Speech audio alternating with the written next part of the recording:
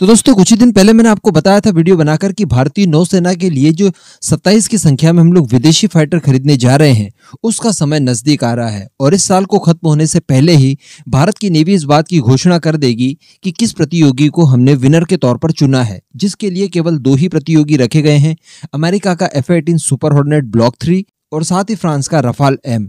इन दोनों की कड़ी टक्कर इस समय चल रही है। दोनों ही अपने अपने डेमोन्स्ट्रेशन दे चुके हैं भारतीय नौसेना को और भारतीय नौसेना ने संभवतः अभी तक अपनी रिक्वायरमेंट के आधार पर विनर को लगभग फाइनल कर लिया होगा। अब इन्हीं सब चीजों को प्रभावित करने के लिए बताया जा रहा है कि फ्रांस के डिफेंस मिनिस्टर स्वयं भारत आ रहे हैं। जी हाँ, वैसे यहाँ पर मौका है भारत और फ्रांस के एनुअल टॉक के 4th सीजन का, यानी पिछले 4 सालों से defence minister to defence minister bilateral talk होती है भारत और फ्रांस के बीच में और इसमें केवल और केवल डिफेंस को इंपॉर्टेंस दिया जाता है। पिछले साल भी हम लोगों ने देखा था कि फ्रांस की जो डिफेंस मिनिस्टर थी फ्लोरेंस पार्ली, वो भारत आई थी और उन्होंने एक बायलैटरल टॉक की थी भारत के डिफेंस मिनिस्टर राजनाथ सिंह जी से और इसी दौरान हेलीकॉप्टर के इंजन की डील फाइनल की गई थी। इसके बाद उन्होंने प्राइम मिनिस्टर मोदी जी से भी बात की थी।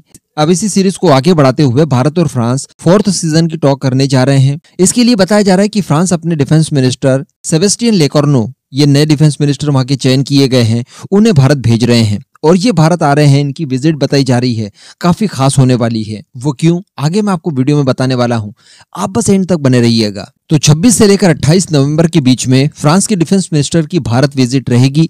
इस दौरान वो हमारे सभी डिफेंस अधिकारियों और डिफेंस मिनिस्टर राजनाथ सिंह जी से डिटेल में चर्चा करने वाले हैं। इसी के साथ साथ बताया जा रहा है कि जो फ्रांस के डिफेंस मिनिस्टर आ रहे हैं उनकी बातचीत हमारे एनएसए यानी अजीत डोभाल साहब से भी होने वाली है। तो कहने का मतलब ये जो बायलैटरल टॉक हो रही है दोनों देशों के बीच में, इसका स्तर थोड़ा सा बड़ा होने वाला है। लेकिन जो सबसे बड़ी बात निकल कर आ रही है इस विजिट के दौरान वो ये है कि फ्रांस के डिफेंस मिनिस्टर कोची के सदर्न नेवल कमांड हेडक्वार्टर भी जाने वाले हैं। जी हाँ, और यहाँ पर वो हमारे INS विक्रांत को भी विजिट करेंगे, जो भारत की तरफ से पहला स्वदेशी एयरक्राफ्ट कैरियर बनाया गया है, इसका विजिट करने वाले हैं। तो बिल्कुल हम लोग कह सकते हैं कि यहाँ पर कनेक्शन सीधे सीधे जुड़ता है रफाल एम से।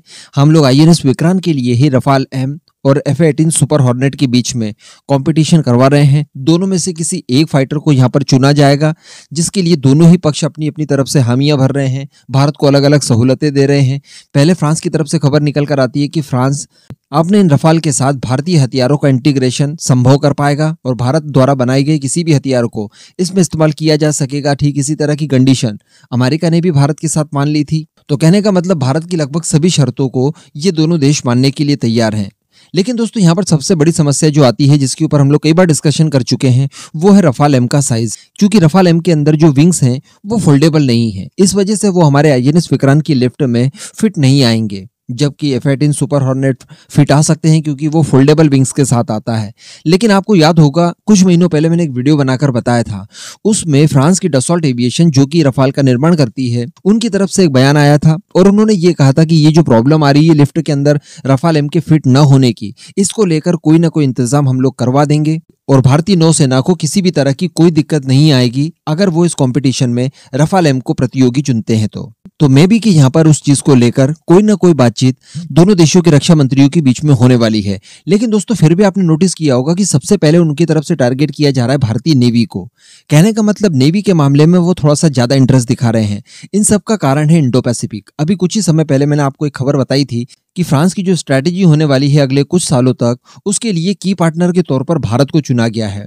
फ्रांस चाहता है कि भारत के साथ मिलकर बायलैटरल रिलेशनशिप को जो डिफेंस के क्षेत्र में ज्यादा है उसे और आगे बढ़ाया जाए, कई तरह के ज्वाइंट वेंचर किए जाएं, हथियारों और टेक्नोलॉजी का आदान प्रदान किया जाए, ठीक वैसा ही जैसा कि हमारा काफी समय से कॉपरेशन रहा है रशिया के साथ। तो इसके ऊपर भी संभवतः कई सारी बातें हो सकती है और यहाँ पर उम्मीद जताई जा रही है कि भारत इसी टॉक के दौरान अपने जेट इंजन की बात करे और साथ ही SSN की बात करे, जो कि इस समय हमारे लिए ज्यादा रिक्वायर्ड है।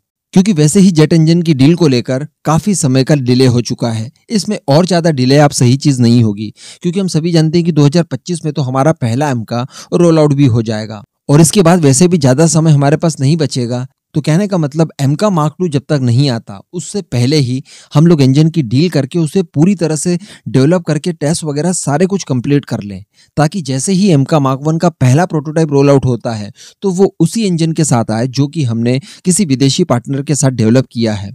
अभी यहाँ पर फ्रांस, रोल्स रॉयस और अमेरिका की 2 कंपनियां प्रतियोगी है। कुछ ही समय पहले मैंने आपको बताया था कि प्रेडेंट विटनी ने भी भारत को ऑफर दिया है। साथ ही अमेरिका की ही जनरल इलेक्ट्रिक है, यूके की रोल्स रॉयस है और फ्रांस की साफरान है। तो इनके बीच में कड़ा मुकाबला होने वाला है। यहाँ पर भारत ने $6 बिलियन की ये डील रखी है, यानी जिसके भी साथ हम लोग इंजन की टेक्नोलॉजी को शेयर करेंगे या जिसके भी साथ मिलकर इंजन को बनाया जाएगा उसे $6 बिलियन तक की मदद दी जाएगी, जिसके बदले वो टोटल टेक्नोलॉजी ट्रांसफर और साथ ही IPR हमें देगा। अभी यहाँ पर अगर कंडीशंस की बात की जाए तो वैसे भारत की संपूर्ण कंडीशन मानने के लिए तो फिलहाल कोई तैयार नहीं है। फ्रांस की बात की जाए तो वो IPR और साथ ही टेक्नोलॉजी इन दोनों के ऊपर ही 50-50 शेयर मांगता है। इसका मतलब अगर इन फ्यूचर हम लोग हमारे खुद के बूते कोई इंजन डेवलप करते हैं, इसमें अपग्रेड करते हैं, तो इसके लिए फ्रांस की मंजूरी जरूरी होगी। अगर इसे किसी थर्ड पार्टी फाइटर जेट में इंटीग्रेट करते हैं, कहीं बेचते हैं, उसके लिए भी फ्रांस की मंजूरी जरूरी होगी। तो इस तरह की चीजें कुछ निकल कर जरूर सामने आ रही है, तो उन्हें यहाँ पर शॉर्ट आउट करने की कोशिश जरूर की जाएगी। और भारत भी चाहेगा कि अमेरिका या फिर यूके के बजाय हम लोग फ्रांस के साथ इंजन डेवलप करें। इसके लिए कुछ नेगोशिएशन यहाँ पर जरूर हो सकते हैं। बाकी इस पूरे मुद्दे पर अब आपका जो भी मानना हो नीचे कमेंट करके जरूर बताइएगा।